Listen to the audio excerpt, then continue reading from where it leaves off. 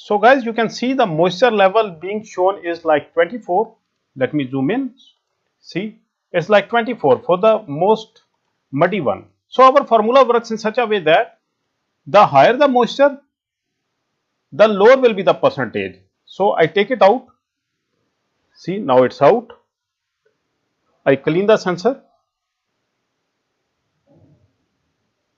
Okay, it's cleaned. See, it has risen to like 60, like we had calculated that at 60, 65 it's in the open air. So that's perfect, it's following our formula.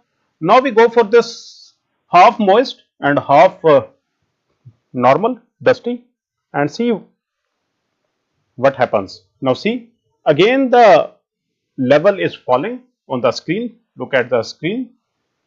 It is following our formula. Let me zoom in. See, it is falling. But at certain point it will